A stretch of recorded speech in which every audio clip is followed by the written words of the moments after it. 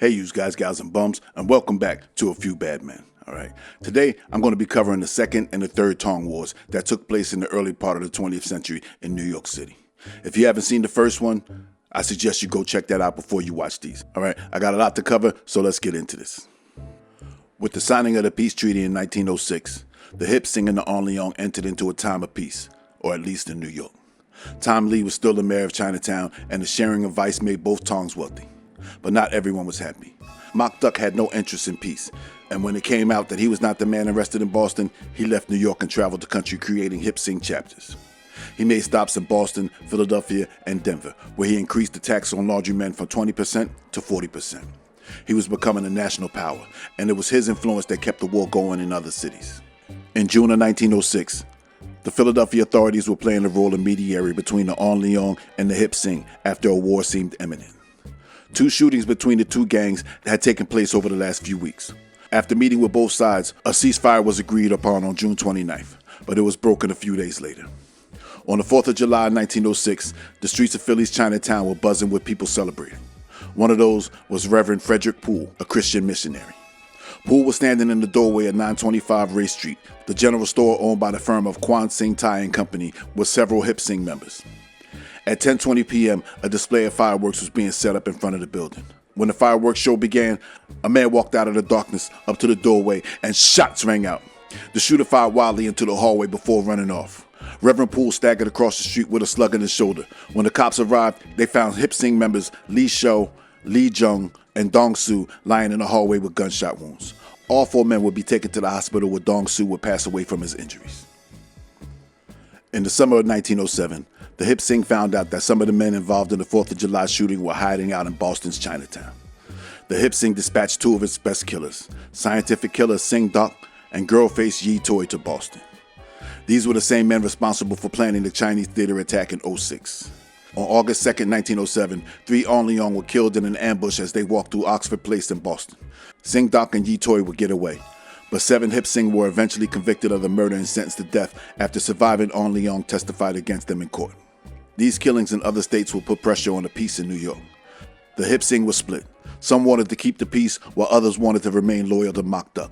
When Mock Duck returned to New York, dressed in American clothes and draped in diamonds, some people were not happy to see him. On February 28, 1908, 2 petticoats torn into rags and soaked with kerosene were lit outside of Mock Duck's flat at 42 Division Street, a tenement filled with dozens of non-Chinese tenants. The fire was discovered and stomped out by a neighbor before it could do any damage. This wasn't the first fire, and it wouldn't be the last. By March, there had been 8 fires in the building. Mock Duck got the message and moved further uptown. Other hip sing saw the writing on the wall and made plans to leave New York. Ing Mao, one of the hip sing's top lieutenants, had recently sold his laundromat, the 10 Beneficent Dragons, at 50th Street and B Avenue for $6,000. Done with the New York politics, he was headed back to San Francisco. He went into Chinatown with 2 associates to say goodbye to some of his friends. They walked past Pell Street, through Mott, and made their way to Chatham Square. When they got in front of the Church of the Transfiguration, a man with a white felt cap ran up behind them, followed by 2 others. One of the men called Ing Mao. When he turned around, shots rang out. The man in the white cap fired once, missing Ing Mao. As he turned to run, another bullet crashed into his head, right below his ear. He dropped to the ground next to a woman walking with 2 children, and a third bullet knocked the plume off of her hat. The shooter then ran into 32 Mott Street. The police arrested 2 men, Moi Dam Yuk and Yang Wang, as suspicious persons. In 1908, Bow Kum, a 20-year-old woman, was sold at a market in China by her father to Lao Tang, a member of a San Francisco Tong called the Four Brothers. When she came to San Francisco, Lao Tang put her to work in a cat house that was raided by missionaries. She was taken to a Christian mission where she would be safe under their protection. Chin Lem, a laundryman in the Orleans from San Francisco, met her while she was staying at the mission. He fell in love with her and agreed to marry her. After a short courtship, they were married. Bow Kum stayed at the mission while her husband went to New York to get everything in order, and then he sent for her. Chin Lem, however, was not able to make enough money to support the both of them, or maybe it was the plan all along, because soon he was living off of Bow Kum's talents. He stayed in his own room while Bow Kum lived in a room at 17 Mott Street where she handled her business. Lao Tang found out about this and came to New York to get his property back. He demanded Bow Kum's return or $3,000 in compensation. Tom Lee and the On Leon were consulted on this matter, and they ruled that because she was taken from a mission and Chin Lam had married her, he was not obligated to pay. Luo Tang did not take this well. On August 14th, Chen Lum and Bow Kum were approached by Luo Tang and his brother Luo Sheng on Mott Street. They threatened that something bad was going to happen if they didn't get their money. Chen Lam stood strong. He refused again, and he and Bow Kum went on their way. At just after 2 a.m., Chen Lam ran frantically into the street looking for a cop screaming murder. When he took him back to Bow Kum's room, they found a 21-year-old dead in a pool of her own blood. Bow Kum had been stabbed 3 times with a dagger in the heart. When the cops saw blood on his hands, they arrested Chen Lam. He told the police the story, and the police arrested Luo Tang and Luo Sheng as they sat in the laundry and charged them with murder. They would eventually be found guilty and sentenced to death. Like the Hip Sing and the On Leon, the 4 brothers Tong came to New York from San Francisco and made their headquarters at 22 Pell Street. The elderly Chu Fong was the leader in New York, and they kept a good relationship with the On Leon and the Hip Sing, except for the time when Mok Duck tried to extort one of the brothers' laundries in 1896. During the first Tong Wars, they stayed to themselves. The 4 brothers were not a secret society like their counterparts. They were a cooperative of 4 families with similar business interests, and they protected those interests by any means. The 4 brothers felt like they had been slighted in the Bow Kum matter. They had lost 2 of their best men, and more importantly, they had lost face. The tension in the neighborhood became thick, and everyone feared a breakout of hostilities. Hatchet men were brought in from other parts of the country, and caseloads of guns were delivered to Mott Street and Pell Street. The police, who had been paying more attention to Chinatown since the last Tong Wars, caught wind of the upcoming war and assigned 40 police officers to patrol the tiny neighborhood. They kept an eye on all suspicious men and frisked everyone going into the Chinese theater. Tom Lee increased his personal bodyguard to 6 and refused to leave the safety of his home on Mott Street. The second Tong War was on. Like the first Tong War, the On Leon would draw first blood. At 4:20 p.m. on September 12, 1909, 39-year-old Gung Ki, a laundryman and 4 brothers member, was walking in front of 14 Mott Street. Several On Leon members exited the building and surrounded him. This all happened right in front of Officer Henry Jacobs, who was standing in front of 16 Mott Street, just a few feet away. Before he could do anything, Jacob saw Lung Wah pull a derringer and shots rang out. Lee Wah shot Jung Ki in the back at close range. Jung Ki fell to the pavement, and Lung Wah ran into the On Leon headquarters at 18 Mott Street, followed by Officer Jacobs. He was found hiding under a table and dragged to the Elizabeth Street station. Gung Ki would be taken to the Hudson Street Hospital with a superficial wound in his back. The 4 brothers may have been outnumbered, but they were not backing down. On November 5th, Han Ching and Li Gong, 2 On Leon members, left the Chinese theater arm in arm and walked towards Chatham Square. When they arrived at the square, 4 brothers approached them, and without saying a word, shots rang out. 1 bullet hit Li Gong in the chest and passed through his right lung. Another shooter shot Han Ching, shattering his hip. He dropped to the ground, but was able to pull his own revolver from his sleeve and return fire. The bullet went wild, and before he could fire again, the gun was kicked out of his hand by a police officer. Li Gong would die a month later, and 2 4 brothers from San Francisco were arrested in December and tried for the murder. The DA immediately tried to broker a peace, but nothing would stick. So more raids on Tong gambling, opium, and sex houses were conducted. This put a cramp on the vice operations of all the Tongs. Many of the Hip Sing had lost money on all the trials from the last war, and the new wave of raids put a bigger hurting on their pockets. They didn't have the laundry kickbacks like the On Leon. Most of their money came from vice. And many of the Hip Sing, who still held animosity towards their former enemies, began to align themselves with the 4 brothers. On Leon ignored the peace efforts and would strike back. On December 27th, 3 On Leon knocked on the door of a small apartment at number 30 Pell Street, a 4 brothers opium den. Lo Jung answered the door, and 3 On Leon bust in with guns drawn and opened fire. Lo Jung was shot 10 times and died instantly. 2 more elderly men were also shot, but both would survive. The Hip Sing who defected to the 4 brothers used this war to settle unfinished business from the last war. Ah Hoon was a very popular comedian who moved from San Francisco to New York in 1905. He was an On Leon, and he instantly got on the bad side of the Hip Sing. They were the butt of many of his jokes, but the Hip Sing were not laughing. His life was threatened in 1906, but the peace treaty between the Tongs saved him. In 1909, he pushed his luck again, and another death threat was issued. This one included the exact date he would be killed, December 27th. Ah Hoon requested police protection, and he made plans to leave New York, but he had one more show to do. That night, he finished the show and went back to his apartment with several other actors and his police escort. He walked upstairs to his 3rd floor apartment with a few friends and locked the door, safe for the night. A little after 11 p.m., someone called his name from the hallway. When he opened the door to see who it was, shots rang out. 5 bullets slammed into the comedian, one right beneath his right eye. He died instantly. In 1910, the authorities tried to broker another peace treaty between the two gangs. A meeting was set up, but Tom Lee refused to leave his Mott Street apartment. An agreement was eventually hammered out, but it would only last for a few months. In April, the On Leong executed a multi-state hit on the four brothers and the Hip Sing. On April 10th, 4 Hip Sing were shot and killed in Philadelphia, while in New York, 2 Four brothers were in 2 different shootings. One of them, Ang Mung, a high-ranking Four brothers, was shot when the On Leong burst into his gambling joint on Doyer Street. On June 26th, the Four brothers held a dinner commemorating the Tong's founding, and word was that the On Leong were going to cause trouble. Joe Locke, the head of the Four brothers hatchet men, stationed his men outside on Pell Street. After 2 hours, one of the sentries saw a dozen or so On Leong marching from Mott Street. No one knows who fired the first shots, but a running gun battle ensued through the streets of Chinatown. 60 bullets were exchanged with 2 injured, and one of the Four brothers would later die in the hospital.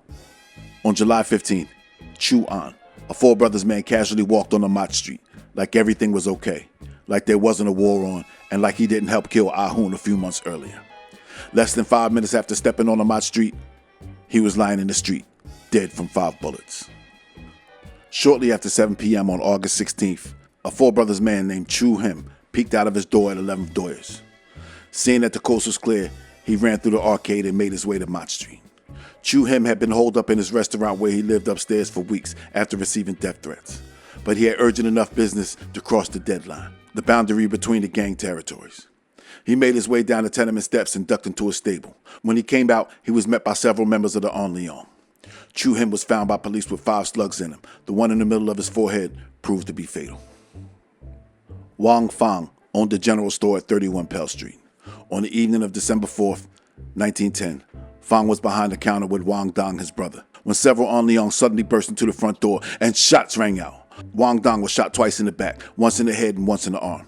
Wang Fang was hit in the groin. He fell to the ground but was able to return fire, but the shooters got away. Wang Dong would not make it. The Second Tong War, although brief, had seen over a dozen murders in the small 3-block area. Businesses were suffering. Tourists who used to come to Chinatown to sightsee now stayed away, afraid of catching a stray. Police presence made it hard to conduct illegal business as well. So on December 18th, the 2 Tongs agreed to suspend hostilities until the next Saturday when a permanent agreement could be adopted. A sign was posted on Mott Street declaring an armistice. On January 2nd, 1911, leaders of both Tongs from around the country came to New York to celebrate the peace. Members of both sides cut their ponytails off in solidarity and paraded in the streets, putting an end to the Second Tong War. The number 2 man in the On Leong was Lee Kwan Jung, better known as Charlie Boston. Charlie Boston was a killer, and he was the mastermind behind the shooting on July 4th, 1906 in Philadelphia. While the On Leong were a laundry union first and a criminal organization second, Charlie Boston was not a laundryman. His job was smuggling opium into the United States. On January 2nd, police raided several of his opium houses in Manhattan, and he was arrested on January 26, 1911. He would eventually be convicted, and it came out that the information used by the cops came from the Hip Sing. The police crackdown on opium and gambling made Chinatown dull. Although there was a new peace treaty, the On Leong felt like some of the Hip Sing had broken the old one. And it only took a few months for the pistols to start popping again in Chinatown. But first, the Hip Sing had some internal business to handle. Sing Duck, known as the scientific killer, and girl-faced Yee Toy had been imported from Pittsburgh in 1905 and were the chief enforcers of the Hip Sing.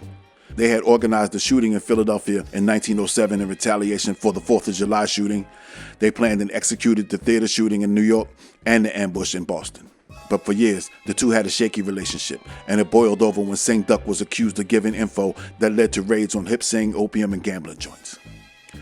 Early on March 12, 1911, Yee Toy confronted Sing Duck about the allegations. It became heated, and the two had to be separated.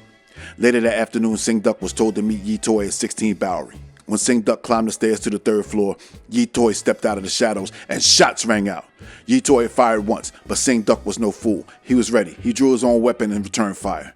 Yee Toy was hit in the shoulder but was able to escape over the rooftops. Sing Duck was found by police bleeding on the 3rd floor with a slug in his gut. He would die at 6:30 p.m. in the Hudson Street Hospital. By 1912, Mock Duck was an Americanized gangster who sold opium, women, and he opened a gambling spot at 21 Pell Street. On January 12, 1912, Mock Duck was seated in the middle of the room overseeing the operation.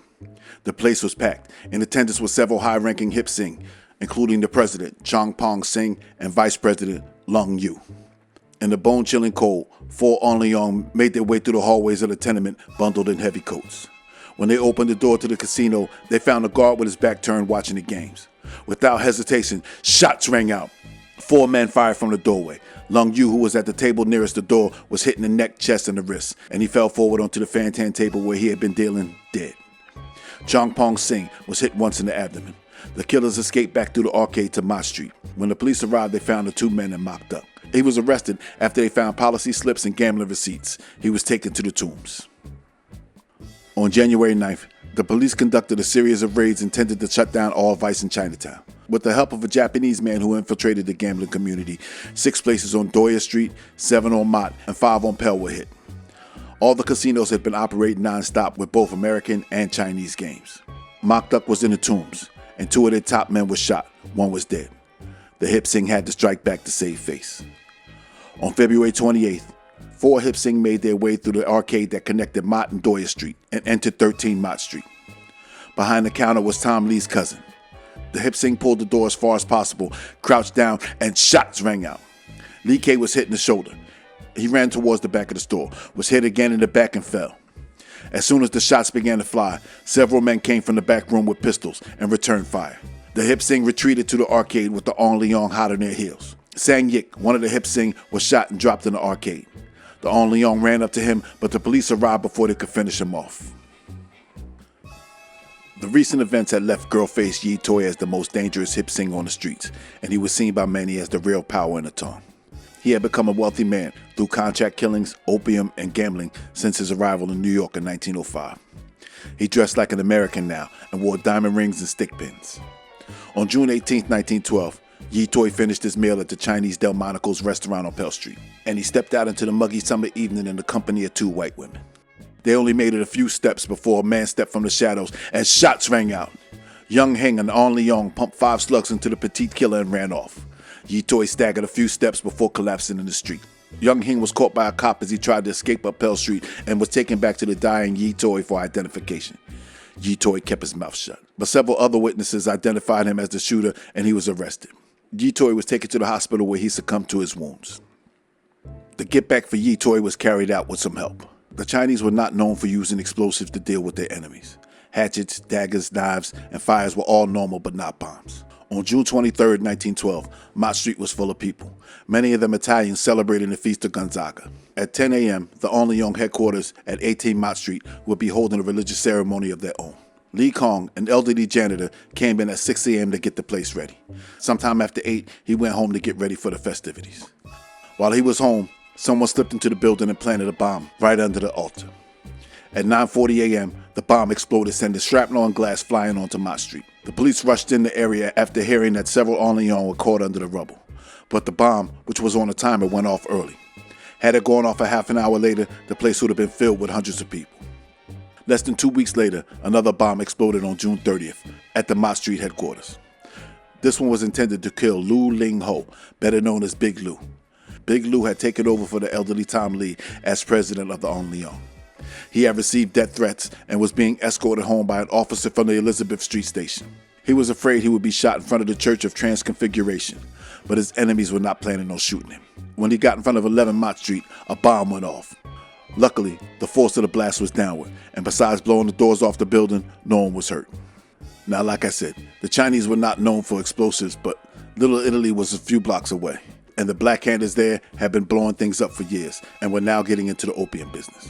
And so it's plausible an agreement was arranged. This had been the 3rd bombing in the last 6 months, and the Onlyong knew that they had to put an end to it. Hong Ken Young was held responsible by the Onlyong for the bombings and the murder of Ah Hoon. He needed to be dealt with. On July 14th, 4 men slipped through the arcade, making sure not to be seen on Pell Street, and made their way through the winding hallways to the bedroom of Hum Kim Young. They found the Fantan dealer and Mock Duck second in command sleeping in slack-jaw, with a cat and an opium pipe. He would never wake. The next morning, Hip Sing members found his body with 5 new bullet holes and one right above his heart from a few months prior. The wounds were still fresh and some were still bleeding, but the big hole in his forehead meant that there was no saving him. Neither did the many protective spells he had painted on his walls. This will put an end to the Third Tong War. In April of 1913, after a 2-year battle, Mok Duk will be found guilty of running a gambling joint and possessing policy slips. He will be sentenced to 2 years in Sing Sing. On May 1st, 1914, Xie Yang became the new mayor of Chinatown, and Tom Lee will retire. The Third Tong War had ended without fanfare. The war had put a strain on the neighborhood vice. The shootings had attracted too much attention, and the Tongs eventually lost the power they once had. Although there was still a lot of illegal money to be made in Chinatown, the Tongs would never be the same. On January 10th, 1918, Tom Lee died in his bed at the age of 69. On the day of his funeral, all the stores in Chinatown and some in the surrounding neighborhoods in Manhattan closed for the day. Hundreds of people crowded Mott Street to see Tom Lee off, including the Hip Sing and the Four Brothers Tongs. Everyone paid their respects to the mayor of Chinatown as his body was taken to Cypress Hill Cemetery in Brooklyn. It would later be returned to his home, China. Mok Duk would remain a power in the Chinese underworld, which had become national by the mid-teens, until he died of natural causes in 1941. And that, my friends, is the skinny on the Second and Third Tong Wars. I hope you learned some things you didn't know about these guys. I want to wish all you guys a happy holidays, Merry Christmas, Happy Hanukkah, Happy Kwanzaa, Happy Festivus.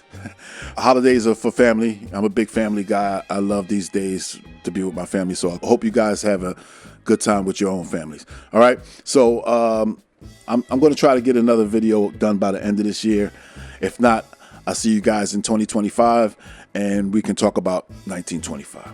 All right, make sure you bump up that subscribe button, break that thumb, ring that bell, set it for all notifications.